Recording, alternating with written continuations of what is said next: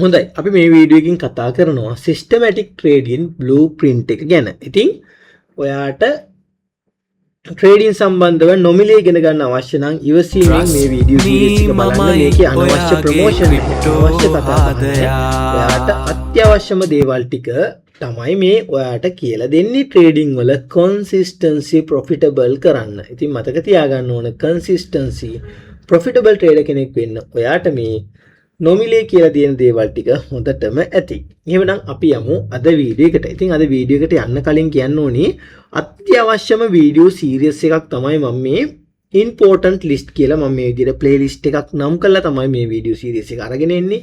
මේ වීඩියෝ ටික බැලුවොත් මේකෙදි මම ඔයාට කියලා දෙන්න අවශ්‍ය හැමදේම කියලා දීලා තියෙනවා. ඉතින් ඒ නිසා ඔයා හොඳට මම මේ කියන කාරණා කොලයක් අරගෙන ෂෝට් නෝට් කරගන්න. මොකද මෙතනදී ඔයාට උපාධියක් ගන්න එකට වැඩිය මේ වැඩේ අමාරුයි. ඒ වගේම O level A level කරනවට වැඩිය ගොඩක් අමාරුයි. ඉතින් ඒ නිසා මේක පට්ට සංකීර්ණ සිලබස් එකක් මතක තියාගන්න. අවසානයේදී ඔයාට හිතේ මම මොනවද ඉගෙන ගත්තේ මම කිසිම දෙයකින් වැඩක් ගන්න නැහැ කියලා. නමුත් මේ පාත් එකේ ඔයාට යන්න සිද්ධ වෙන බව මතක තියාගන්න ඕන. ඉතින් ඒ නිසා ඒ බව හොඳින් මතක තියාගෙන මේ වීඩියෝ එක අවසාන වෙනකල් පිළිවෙලට බලන්න. ඔයාට මට වොච් ටයිම් ලැබෙනවා කියලා හිතනවා නම් ඔයාට මේක ඩවුන්ලෝඩ් කරගෙන හරි බැලුවට කමක් නැහැ. නමුත් මේ වීඩියෝ වල තනින් තන බලන්න එපා. ඒක තමයි විශේෂත්වය. මේ වීඩියෝස් වල කිසිම තැනක තනින් තන බලන්න එපා.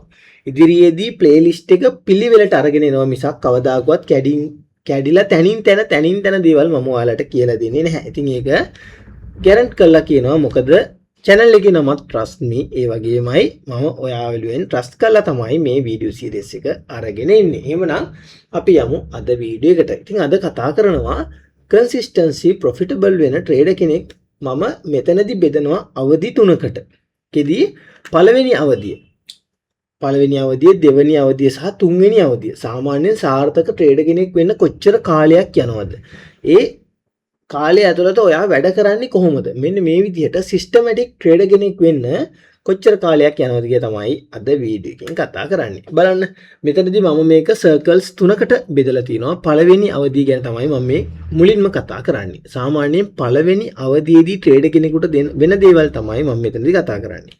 ඉතින් මුලින්ම කියන්න ඕන මේ කාලේ තමයි ඔයා ට්‍රේඩින් වලට ආපු මුල්ම අවුරුදු දෙක. මේක තමයි අතිශය දුෂ්කර සහ ආවේගශීලී අවධිය. ඒ කියන්නේ ඔයා මේ ට්‍රේඩින් ෆීල්ඩ් එකට ඇවිල්ලා ඔයා හිතනවා මම මාස 6 එහෙම නැත්නම් මාස 3 කෝස් එක කරලා පට්ට ගේමක් ගහන්න පුළුවන් කියලා. ඉතින් ඒ නිසා ඔයා කරන්නේ මේ ෆීල්ඩ් එකට එනවා. ආපු ගමන් බලනවා ලොන්ග් ෂෝට් ටික ඉගෙන ගන්නවා. Binance එකේ බේසික් leverage එක වැඩි කරන විදිය, stop loss එකක්, TP එකක් දාන විදිය ඉගෙනගෙන ඊට පස්සේ බේසික් කෝස් එකක් උඩින් පල්ලෙන් එහෙම මෙහෙම කරනවා. මොකද ඒකේ 6 highs mark කරන්න කියලා දෙනවා, 6 lows කියලා දෙනවා, BOS එක කියලා දෙනවා. මේ වගේ දේවල් සරල දේවල් ටිකක් කියලා දෙනවා. ඉතින් ඊට පස්සේ ඔයා හිතනවා අම්මට සිරි මේක මාර ලේසි මෙච්චර මම මහන්සි වෙලා ඉගෙන ගත්තේ මොකටද කියලා හිතනවා. ඉතින් තව දෙයක් කියන්න ඕනේ වීඩියෝ එකේ යන්න කලින් O level A level කරන ළමයෙක් නම් මේ වීඩියෝස් බලන්න එපා. විශේෂයෙන්ම බලන්න එපා. මොකද මේක ඔය හිතනවට වැඩිය ගොඩක් අමාරුයි. මොකද ට්‍රේඩර්ස්ලා 100ක් මෙතනට ආවොත් 100න් 99 දෙනෙක් ෆේල් වෙලා එක්කෙනෙක් අවසානයේදී ඉතුරු වෙනවා. මම මේ කියන අවධි 3 අවසානයේදී ඉතුරු වෙන්නේ එකම එක ට්‍රේඩර් කෙනෙක් විතරයි මේ වීඩියෝ එක 100 දෙනෙක් බැලුවොත්. ඉතින් ඒ නිසා ඔයා රැකියාවක් කරනවා නම් කිසිම වෙලාවක රැකියාවෙන් අයින් වෙන්න එපා. ජොබ් එකක් කරනවා නම් ජොබ් එකෙන් අයින් වෙන්න එපා. මම මුල් වීඩියෝ එකත් අවසාන වෙනකල් බලන්න. මොකද මුල් වීඩියෝ එකේ මීට වැඩිය මේ දේවල් ගැන පැහැදිලි කරලා තියෙනවා. එහෙනම් අපි යමු නැවතත් වීඩියෝ එකට. මෙතනදී තමයි ඔයා පට්ට ගේමක් ගහන්න ගිහිල්ලා පට්ට කෙලවිල්ලක් කෙලව ගන්නේ මෙන්න මේ කාලෙදී. ඉතින් ඒ නිසා මුල් කාලෙදී ඔයා ඩොලර් 1000කට වැඩිය කිසිම වෙලාවක කැපිටල් එක Binance එකට ඩිපොසිට් කරගන්න එපා. ඒ වගේම කොහොමඩවත්ම ස්පොට් ට්‍රේඩ් කරන්න යන්න එපා. ෆියුචර් ට්‍රේඩින් කරන්න. මොකද ෆියුචර් වල එක්ක ලොස් වෙනවා නැත්නම් ප්‍රොෆිට් වෙනවා. ඉතින් ඒ වගේ නෙවෙයි ස්පොට් ට්‍රේඩින් වල අද ප්‍රොෆිට් වෙයි හෙට ප්‍රොෆිට් වෙයි කියලා සමහර විට මාස ගාණක් අවුරුදු ගාණක් බලන් ඉන්න සිද්ධ වෙනවා. ඒ නිසා ඊට වැඩිය ෆියුචර් ට්‍රේඩින් ගොඩක් වාසිදායකයි ක්‍රිප්ටෝ හෝ ෆොරෙක්ස් කියන ඕනම කෙනෙකුට. ෆොරෙක්ස් කරනවා නම් කොහොමත් ෆියුචර් ට්‍රේඩින් තමයි. හරිද? එහෙමනම් බලන්නකෝ ඔයා මේ ඇවිල්ලා ට්‍රේඩින් වලට ඇවිල්ලා මුල් අවුරුදු දෙකේදී කරන දේවල් බලන්න ට්‍රේඩින් ගැන හොයනවා. කිසිදු ක්‍රමවත් සැලැස්මකින් තොරව විවිධ ස්ට්‍රැටජීස් සහ තියරිස් පසුපස දිවීම. ඉතින් මෙතනදී SMC කියයි, ICT කියයි, CRT, Elliott wave, එහෙම නැත්නම් statistical data මේ වගේ ගොඩක් දේවල් පිටිපස්සේ ඔයා දුවන්න පටන් ගන්නවා. කියන්නේ කිසිම අවබෝධයක් නැහැ. හැබැයි හැම ට්‍රේඩින් කන්සෙප්ට් එකක්ම මෙන්න මේ කාලෙදී ඔයා ෆලෝ කරනවා. ඉතින් සමහර විට ඔයා ඉන්නේ මේ අවධිය වෙන්න පුළුවන්. එහෙමනම් ඊළඟ ස්ටෙප් එකට යන්න හොඳම වෙලාව තමයි මේක. බලන්න මේ දේවල් ටික සටහන් කරගෙන ඔයා බලන්න ඔයා මේ දේවල් කරනවද නැද්ද කියලා. ඊට පස්සේ කරනවා ට්‍රේඩින් කන්සෙප්ට් හරියන්නේ නැහැ. මීට වැඩිය මේකේ මැජික් එකක් තියෙනවා කියලා හිතලා ඔන්න ඔයා යනවා සිග්නල් ගෲප් වලට. වෙනත් අයව විශ්වාස කරගෙන ලොකු මුදල් ගෙවලා සමහර විට ඩොලර් 100 200 ගෙවලා සිග්නල් ගෲප් පස්සේ යනවා. එහෙම නැත්නම් බොට් ට්‍රේඩින් පස්සේ යනවා. ඊට පස්සේ ඔන්න ඒකිනුත් වැටෙනවා. යනවා මුල් පාර ට්‍රේඩින් ඉගෙනගෙන ගේමක් ගහන්න යනවා. එතනින් වැටෙනවා. ඊට පස්සේ සිග්නල් ගෲප් පස්සේ යනවා. එතනින් වැටෙනවා. ඊට පස්සේ අතනින් මෙතනට පැනලා පැන ට්‍රේඩ් කරන්න යනවා. කියන්නේ ඔයා ට්‍රේඩ් දෙකක් ලොස් වෙනකොට ICT කර හිටපු එක CRT වලට ගිහිල්ලා CRT කරපු කෙනා SMC වලට ඇවිල්ලා SMC කරපු කෙනා Elliott wave වලට ගිහිල්ලා. ඉතින් ඔන්න ඔය විදිහට ස්ට්‍රැටජිස් මාරු කර පෙයාස් මාරු කර එහෙට මෙහෙට බ්‍රෝකර්ස්ලා මාරු කරනවා. මේ වගේ පණින කාලයක් එනවා. ඒකත් මුල් අවුරුදු දෙකේ තමයි මේ දේවල් සිද්ධ වෙන්නේ. ඊට පස්සේ එනවා එපාම කරපු දේ. ඒ තමයි account එක wash වෙනවා. සම්පූර්ණයෙන් සමහර විට 10 12 වතාවක්, සමහර විට ඊටත් වැඩි වතාවක් account එකම wash වෙලා යනවා. මොකද ඔයා දාගන්නේ ඩොලර් 50යි 100යි. ඊට පස්සේ ඒකේ management එකක් නැහැ. ඊට පස්සේ ඔයා 100 දැම්මොත් account එක 10 පාරක් wash වුණොත් ඩොලර් 1000කට වඩා stop loss එකක් කාලා ඉවරයි. ඒ කියන්නේ account එකම wash වෙලා ඉවරයි 10 පාරක්. ඔන්න එතකොට ඔයාගේ mind එක සම්පූර්ණයෙන්ම ඉවරටම ඉවර වෙලා තියෙනවා. ඉතින් මෙන්න මේ කාලෙදි තමයි මේ වීඩියෝ එක හම්බ වෙන්න ඕන. ඇත්තටම මම කියන්නේ මුල් කෙනෙකුට වඩා මෙන්න මේ වගේ කාලයක ඉන්න කෙනෙකුට මේ වීඩියෝ එක අහු වෙනවා නම්, ඒ කියන්නේ දෙවෙනි කාලේ ඉන්න කෙනෙකුට මේක අහු වෙනවා නම් ගොඩක් වැදගත් වෙනවා. ඔන්න ඊට පස්සේ ඔයා කල්පනා කරනවා මට මොකක්ද උනේ? මේක අවුරුදු 3 අවුරුදු 4 වගේ අවුරුදු කාලවල තමයි මේක කල්පනා කරන්න එන්නේ. එතකොට ඔයා කල්පනා කරනවා අඩේ මට මොකක්ද උනේ? ඇයි මම මේක මේ විදිහට කෙලවුනේ? ඔන්න ඊට පස්සේ ඔයා පටන් ගන්නවා ට්‍රේඩින් කියන්නේ බිස්නස් එකක් කියන මයින්ඩ් එක ඔයාට එනවා. සමහර විට ඔයාගේ ළඟම ඉන්න යාළුවෝ බිස්නස් කරන කෙනෙක් නම් සමහරට මේක අවුරුදු 2ක් කියන්නේ නැහැ. මාස 6ක් අවුරුද්දක් ඇතුළත වුණත් එන්න පුළුවන්. මේ බිස්නස් එකක් විදිහට ඔන්න ට්‍රේඩින් දකින්න පටන් ගන්නවා මෙන්න මේ කාලෙදී. ඉතින් මෙන්න මෙතනදී ඔයාලට මාකට් එකත් එක්ක වලි කෑමෙන් මිදිනවා අම්මට සිරි. මොකක්ද හේතුව? මේ මාකට් එක යන්නේ හැමදාම කවදාවත් ස්ථාවර රෙසිස්ටන්ස් එකක් නැහැ. කවදාවත් ස්ථාවර සපෝට් ලෙවල් එකක් නැහැ. මාකට් එක යනවා. මාකට් එකෙන් මම ප්‍රොෆිට් එක අරගෙන මම අයින් වෙනවා. ඊට පස්සේ යන්න ඕ වගේ තැනකට ඔළුව හදා ගන්නවා. ඒ කියන්නේ මයින්ඩ් එක හැදෙනවා. මයින්ඩ් එක හැදිලා ඊට පස්සේ probability එක අඳුර ගන්නවා. ඒ කියන්නේ ඔයාට වින් කරන්න තියෙන්නේ 50යි නම් 50න් ගේමක් ගහන්න. ඒ කියන්නේ 100ක් ට්‍රේඩ් දානවා නම් ඔයාට මේ ට්‍රේඩ් 100න් 50කින් ගේමක් ගහන්න පුළුවන් කියලා හඳුනා ගැනීමේ කාල සීමාවක් එනවා. මේක තමයි 3 වෙනි සහ 4 වෙනි අවුරුද්දේ තමයි මේ වගේ දෙයක් ඔයාගේ ඔළුවට වැටෙන්නේ. එතකොට ඔන්න අර ස්ට්‍රැටජි පස්සේ අනේක නතර කරලා ඉන්ඩිකේටර්ස් පස්සේ සිග්නල් ගෲප් පස්සේ යනවට වැඩිය probability එක අඳුනා ගැනීමේ කාලයක් එනවා. ඊට පස්සේ ට්‍රේඩින් සයිකොලොජි සම්බන්ධව ඩිසිප්ලින් එක මෙන්න මේ වගේ දේවල් ප්‍රගුණ කරනවා. ඔයා කාලයක් එතකොට ඊළඟ අවුරුදු දෙකේදී සිද්ධ වෙන්නේ ඔයාගේ මානසික පාලනය. කියන්නේ මනස පාලනය කරන්න ඔයා ඉගෙන ගන්නවා. ඊට පස්සේ ඔයාගේ විනය, ඔයාගේ සිස්ටමැටික් ට්‍රේඩර් කෙනෙක් වෙන්න පාර හැදින්නේ මෙන්න මෙතනදී. එතකොට මෙන්න මෙතනදී තවත් දෙයක් සිද්ධ වෙනවා. ඒ තමයි ඔයාටම නීති ටිකක් දාගන්නවා. මම උදාහරණයක් විදිහට මම මෙහෙම කියන්නම්. සාමාන්‍යයෙන් ඔයා හිතනවා හරි. මම අද මගේ කැපිටල් එක උදාහරණයක් විදිහට මෙහෙම කියනවා. මගේ කැපිටල් එක තියෙනවා ඩොලර් 1000ක්. ඩොලර් 1000ක් තියෙන නිසා මම හිතනවා හරි. මට මාකට් එකේ දවසකට ඔපචුනිටි තියෙන්න පුළුවන් උපරිම 3යි. ඒ නිසා මම දවසට ගන්නේ ට්‍රේඩ් 3ක් විතරයි. ඒ වගේම මම මගේ කැපිටල් එකකින් රිස්ක් කරන්නේ 100ට එකක් විතරයි. 100ක් තියනවා නම් එකයි. ඒ කියන්නේ 1000ක් තියනවා නම් ඩොලර් 10යි. ඒතකොට ට්‍රේඩ් 3ක් දානවා කියන්නේ දවසකදී ඔයා උපරිම ලොස් වෙන්නේ ඩොලර් 30යි. ඔන්න එතකොට ඔයාටම රූල් ටිකක් මෙන්න මේ විදිහට ඔයාටම ආවේනික රූල් ටිකක් ඔයා හදාගන්න. ඊට පස්සේ බලනවා එක ට්‍රේඩ් එකක් වින් කරනකොට මම probability එකක් මත මේක යන්නේ. මේකේ win rate එකක් තියෙනවා. ඒ නිසා මම මේකෙදී එක ට්‍රේඩ් එකක් loss වෙනවා හරි. දෙකක් loss වෙනවා හරි. හැබැයි මම තුන්වෙනි ට්‍රේඩ් එකේදී 1:3ක risk reward ratio එකකට මම profit කරනවා. එතකොට මගේ දවස අඩුම ලොස් එකක් නැතුව කවර් වෙනවා. ඒ හින්දා මම දවසට ට්‍රේඩ් දෙකක් වින් කරගත්තොත් ට්‍රේඩ් තුනක් දානවා. දෙකක් වින් කරගත්තොත් ඒ කියන්නේ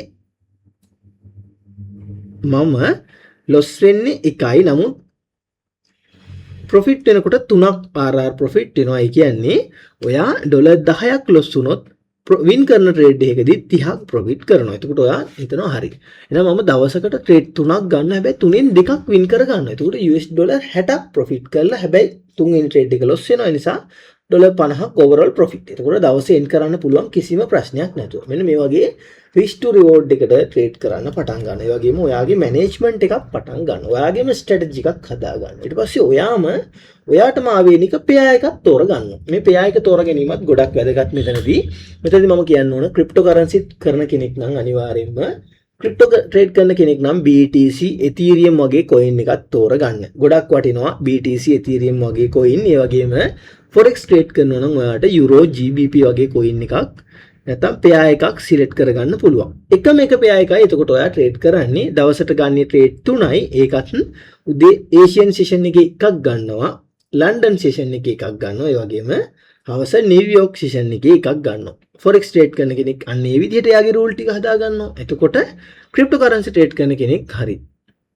4-hour candle opening එකෙන් පස්සේ තමයි යා මාකට් එක දිහා බලන්නේ.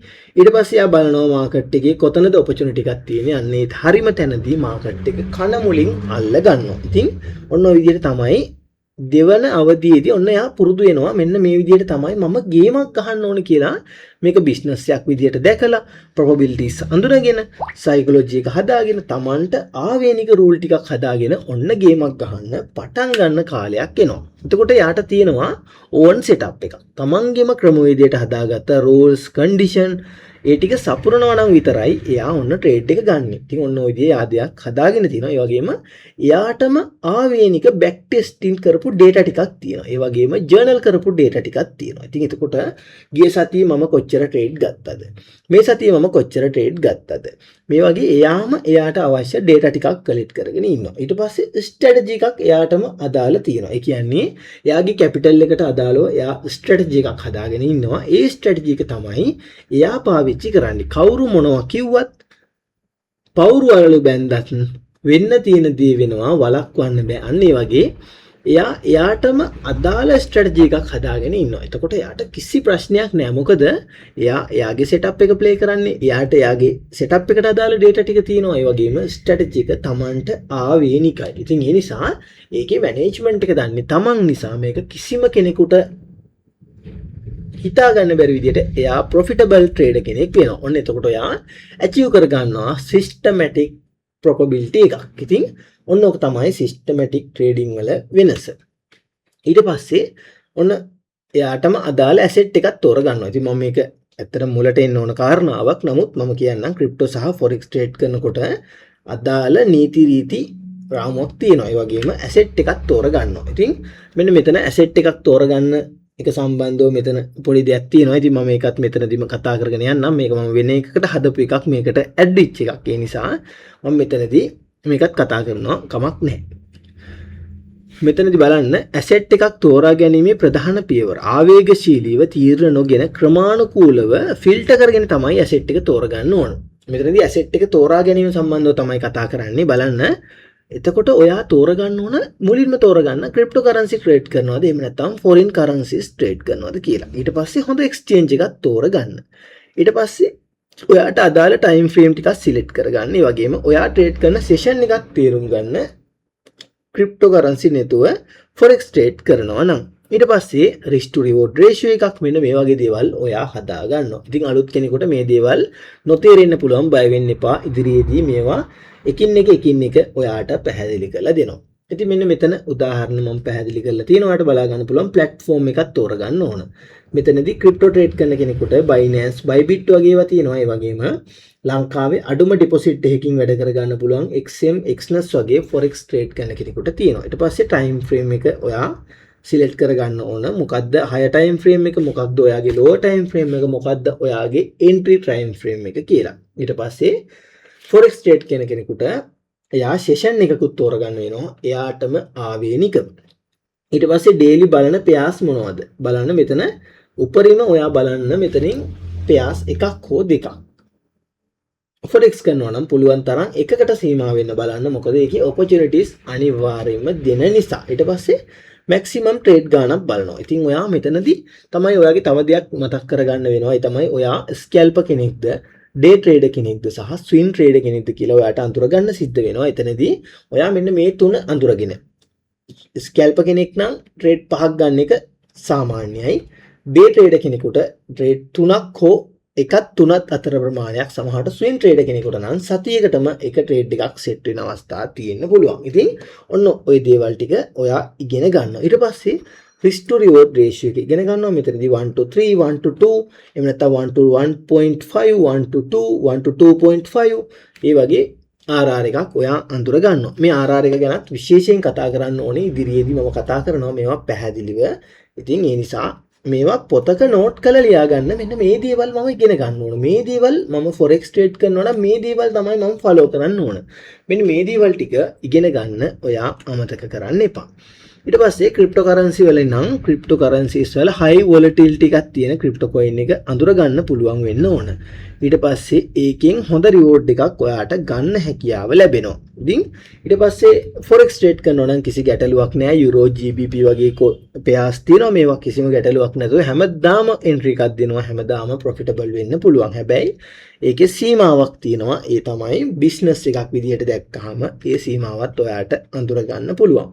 ඊට පස්සේ ඔයා තීරුම් ගන්න මෙන්න මේ වගේ rule ටිකක් ඔයා දා ගන්නවා. බලන්න තුන්වෙනි අවධියේදී තමයි මෙන්න මේ frame ටික හදාගන්නේ. ඔයා money management ඉගෙන ගන්න. ඒ කියන්නේ මුදල් manage කරගන්න විදිය ඔයා ඉගෙන ගන්නවා. ඊට පස්සේ ඔයා emotion වලට ඉඩ දෙන්නේ නැහැ. ඔයාගේ back tested data එහෙම නැත්නම් forward tested data මත පදනම්ව නිවැරදිව position size එක calculate කරගෙන lot size එක calculate කරගෙන තමයි ඔයා trade එකකට යන්නේ. ඊට පස්සේ ඔයා කිසිම වෙලාවක මෙන්න මේ කාලෙදී over trade කරන්නේ නැහැ. ඔයාට trade limit එකක් තියෙනවා. ඒ limit එක ඔයා කිසිම වෙලාවක පහු කරගෙන යන්නේ නැහැ. ඊට පස්සේ daily loss limit එකක් තියෙනවා. ඒක $1000ක් තියෙන කෙනෙකුට 100ක් වෙන්න පුළුවන්.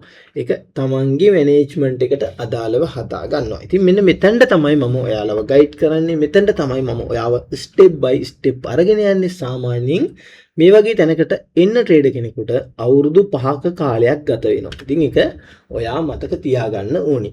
මම හිතනවා ඔයාට මේ මම කියලා දුන්න සරල දේවල් ටික පැහැදිලි ඇති කියලා. මම ස්ලයිඩ් 10ක් ඔස්සේ තමයි මම මෙතනදී කතා කරේ. ඒ වගේම මේක අයිති වෙන්නේ important video කියන කැටගරි එකට. මේ වීඩියෝ ටික මම මෙතනදී තවත් විශේෂ දෙයක් කියන්න ඕන. මම playlist එකක් හදනවා important video කියලා. මේ වීඩියෝ සීරීස් එක ඇත්තටම තනින් තන මට ඔළුවට එන වෙලාවේ තමයි මම මේ වීඩියෝ ටික කරන්නේ. මේකේ ඔයා යන්න ඕනි පාත් එක සහ ඉගෙන ගන්න ඕනි දේවල් ගොඩක් කතා කරනවා. ඒ දේවල් ටික ඔයා නෝට් ඩවුන් කරගන්න. ඔයාට CR කොලයක් අරගෙන ඔයා තීරුම් ගන්න ඔයා ට්‍රේඩ් කරන්නේ මොන පෙයා එකක්ද. ඊට පස්සේ ඒකට අදාළව මැනේජ්මන්ට් ප්ලෑන් එකක් හදා ගන්න ඕන. මේ දේවල් ටික හරියට හදා ගන්න නම් ඔයාට සිද්ධ වෙනවා මෙන්න මේ දේවල් ෆලෝ කරන්න. මේ රූල්ස් ෆලෝ කරන්න. එහෙමනම් ඒ රූල් ඉගෙන ගන්න නම් ඔයාට සිද්ධ වෙනවා මේවා කොලයක ලියා ගන්න. ලියාගෙන ඔයාට සිද්ධ වෙනවා මේවා ඉගෙන ගන්න. එහෙමනම් අපි මේ වීඩියෝ සීරීස් එක කරා ඉදිරියේදී trading view සම්බන්ධව, brokers ලා සම්බන්ධව, leverage සම්බන්ධව මේ හැමදේම කතා කරමු. හැබැයි ඔයාට වැදගත්ම දේවල් ටික මම දීලා තියෙනවා. ඒ තමයි මෙන්න මේ මම කියපු මුල් වීඩියෝ දෙකේ තියෙන නෝට් කරගන්න අත්‍යවශ්‍යම පොයින්ට් ටික. ඉතින් මේ අත්‍යවශ්‍ය පොයින්ට් ටික ඔයා පිළිවෙලට ඇනලයිස් කරගත්තොත් ඔයාට පුළුවන් වෙනවා අවුරුදු 5කින් යන ගමන අවම අවුරුදු 3කින් ඉවර කරගන්න. ඒ කියන්නේ profitable trader කෙනෙක් වෙන්න පුළුවන් වේවි ඔයාට අවුරුදු 3කදී. ඉතින් ඒක තීරණය වෙන්නේ තමන් කොච්චරක් දුරට මේ වීඩියෝ ඉවසීමෙන් බලනවද, මේ ඉවසීමෙන් මේ වීඩියෝ වල දේවල් කොච්චරක් ඔයා නෝට් ඩවුන් කරගන්නවද කියලා. ඉතින් ඒ වගේම තව දෙයක් කියන්න ඕනේ. YouTube channel බලනවා නම් channel එකෙන් channel එකට පයින්න එපා. mentors ලා hire කරනවා නම් මෙන්ටගෙන් මෙන්ටට පයින්න එපා. හරි කෙනෙක්ව තෝරගන්න. හරි කෙනාගේ ගයිඩන්ස් එක ඇතුලේ ඔයා හරියටම පාරේ යන්න. එහෙම නැතුව පාරවල් දෙක තුනකින් ගියත් කොතනින් ගියත් ඔයාට යන්නේ අවසානෙට එකම එක පොයින්ට් එකක්. ඒ තමයි profitable සහ consistency trader කෙනෙක් කියන තැනට. ඉතින් එතනට යන්න කලින් මේ දේවල් ටික හදා ගන්න ඕනි. මේවා තමයි මාර්ගයේ තියෙන බාධක. මේ ටික ජය ගන්න සිද්ධ වෙනවා. ඉතින් එහෙමනම් මේ වීඩියෝ එකේ මම කතා කරා ඇති කියලා හිතනවා. මගේ අදහස් විශාල ප්‍රමාණයක් තියෙනවා ඔයාලට ලබා දෙන්න. නමුත් මේ ටික පිළිවෙලට ස්ටෙප් බයි ස්ටෙප් මම ඔයාලට දෙනවා. මේක ඉම්පෝටන්ට් ප්ලේලිස්ට් එකට යන්නේ. ඒ වගේම ඉවසීමෙන් බැලුවොත් ඔයා අවුරුදු 3කින් ගේමක් ගහනවා කියලා ෂුවර්. හැබැයි ඊට කලින් ගේමක් ගහනවා කියලා හිතුවොත් ඒක ටිකක් විහිළුවක්. ඒ නිසා මතක තියාගන්න ඕනි අන්න ඒ පිළිබඳව. මම ඒකත් පුංචි පැහැදිලි කිරීමක් කරන්නම් මේ වීඩියෝ එකේම. ඇයි ඔයාට ඒ විදියට හිතපු ගමන් ට්‍රේඩර් කෙනෙක් වෙන්න බැරි? මම මේකත් ඔයාට මෙන්න මේ විදියට පැහැදිලි කරලා දෙන්නම්. සාමාන්‍යයෙන් ට්‍රේඩින් කරන අයට හම් වෙනවා මෙන්න මේ වගේ කාල සීමා ටිකක්. මම මෙතන මෙන්න මේ විදියට ඔයාලට ඒක පැහැදිලි කරලා දෙන්නම්. සාමාන්‍යයෙන් මාකට් එකක් accumulation period එකක් තියෙනවා. මාකට් එකක් accumulation period එකක් තියෙනවා. ඊට පස්සේ තියෙනවා manipulation කරන කාලයක් තියෙනවා. ඊට පස්සේ තියෙනවා trend වෙන කාලයක්. මෙන්න මේ circle තුනේම ඔයා trade කරලා තියෙන්න ඕනි consistency profitable trader කෙනෙක් වෙන්න. ඉතින් මේක හරි ලස්සනට quarterly theory එකේ කියලා දෙනවා. quarterly theory එක මම සරලව ඔයාලට පැහැදිලි කරන්නම්. සාමාන්‍යයෙන් අවුරුද්දකට තියෙනවා කාර්තු 4ක්. කාර්තු 4කට කඩනවා මෙතන quarterly theory එක. ඒ කියන්නේ මාස 3න් 3ට. ජනවාරි, පෙබරවාරි, මාර්තු මුල් මාස 3. ඊට පස්සේ එතන quarterly theory එකේ එක ලස්සනට පැහැදිලි කරනවා accumulation period එක. මෙන්න මේ විදිහට පළවෙනි මාස 3ේදී මෙන්න මේ විදිහට මාකට් එක accumulate වෙනවා කියලා. මේක දවසකදී සිද්ධ වෙනවා. දවසකදී සිද්ධ වෙන්නේ ඒෂියන් සහ ලන්ඩන් සහ නිව්යෝර්ක් සෙෂන් අතර. ඊට පස්සේ වසරකදී සිද්ධ වෙනවා මුල් මාස 3 මෙන්න මේ විදිහට accumulate වෙනවා කියලා කියනවා. මෙන්න මේ විදිහට orders එකතු කරනවා. ඊට පස්සේ ඊළඟ මාස 3ේදී සිද්ධ වෙනවා manipulation එක. manipulation එක එක්ක long පැත්තට සිද්ධ වෙනවා. එහෙම නැත්නම් short පැත්තට සිද්ධ වෙනවා. ඊළඟ මාස 6 මෙන්න මේ විදිහට expansion වෙනවා. එක්ක මෙම expansion එකක් යනවා. නැත්නම් එක් මාස 3ක් expand වෙලා ඊට පස්සේ ඊළඟ මාස 3 මෙන්න මේ විදිහට retracement එකක් එනවා. මෙන්න මේ විදිහට market එකේ කාර්තු ටිකක් තියෙනවා. මෙන්න මේ විදිහට කාර්තු 4කට බෙදනවා. මෙන්න මේ විදිහට කාර්තු 4කට බෙදෙනවා. මෙන්න මේ හතරෙම ඔයා ට්‍රේඩ් කරලා තියෙන්න ඕන. ඔයා profitable trader කෙනෙක් වෙන්න නම්. ඒ කියන්නේ මෙන්න මේ accumulation period එකෙත් ඔයා ට්‍රේඩ් කරලා තියෙන්න ඕන. ඔයා මෙන්න මේ manipulation එක සිද්ධ වෙන කාල සීමාවෙදිත් ඔයා ට්‍රේඩ් කරලා සිද්ධ වෙන්න ඕන. මොකද එතකොට තමයි ඔයාට ලොකු දේවල් හම්බ වෙන්න පටන් ගන්න. ඊට පස්සේ මේ වගේ ට්‍රෙන්ඩ් එකක් යන කාලවලදී මේ කාලෙදී ට්‍රේඩ් කරන්න ලේසි. මොකද 6 highs 6 lows හදාගෙන මාකට් එක මෙන්න මේ විදිහට එක දිගට එක පැත්තකට යනවා. එහෙම නැත්නම් මෙන්න මේ විදිහට ඩවුන් ට්‍රෙන්ඩ් එක නම් මෙන්න මේ විදිහට එනවා. මේ වගේ කාලවලදී මෙන්න මේ වගේ ට්‍රෙන්ඩ් වෙන කාලවලදී මේ වගේ accumulate වෙන කාලවලදී මේ වගේ manipulation circles වලදී ඔයා ට්‍රේඩ් කරලා හුරු වුණාම තමයි ඔයා profitable trader කෙනෙක් වෙන්නේ. ඒ වගේම මේක දවසකදී සිද්ධ වෙනවා. දවසකදී සාමාන්‍යයෙන් forex pairs වලදී සිද්ධ වෙනවා. මේක cryptocurrencies වලට ලොකුවට අදාළ වෙන්නේ නැහැ. මුල් Asian session එකේ මෙන්න මේ විදිහට accumulate වෙනවා. ඊට පස්සේ manipulation එක දෙනවා London session එකේ. ඒක high එකක් හෝ low එකකට manipulation එක දෙනවා. ඊට පස්සේ expansion එක මෙන්න මේ විදිහට සිද්ධ වෙනවා New York session එකේ. ඉතින් මෙන්න මේ විදිහට සිද්ධ වෙන එකටත් අපි කියනවා power of 3 එකක් run වෙනවා කියලා. accumulation, manipulation සහ distribution. ඔන්න accumulate වුණා.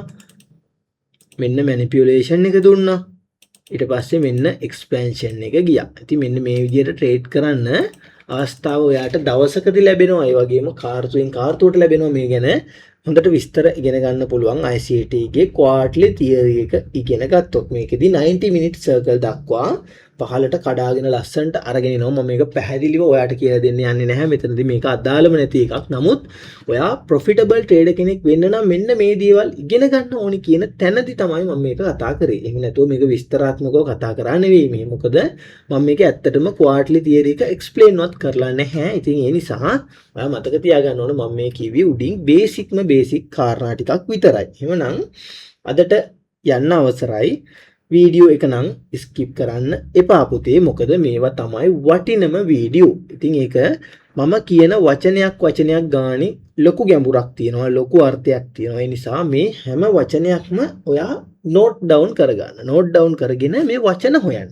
වචනයට අදාළව chat GPT එකෙන් අහන්න පුළුවන්. දැන් Gemini AI එකෙන් අහන්න පුළුවන්. YouTube එකේ සර්ච් කරන්න පුළුවන්. ඒ වගේම ඔයාගේ මෙන්ටර් එකෙන් අහන්න පුළුවන්. මේ විදිහට අහලා ඔයා ඉගෙන ගන්න. මම මෙන්ටරින් කරන්නේ නැති වුණාට ගොඩක් අය ඉන්නවා මෙන්ටර් කරන්න බලාගෙන. මෙන්ටර් කරනවා නම් එයාගේ මෙන්ටර්ෂිප් එක ඇතුලේ මම මේ කියපු වචන තියෙනවා. අදට ගිහින් ඉන්නම්. ඔයාලට සුබම සුබ දවසක් වේවා.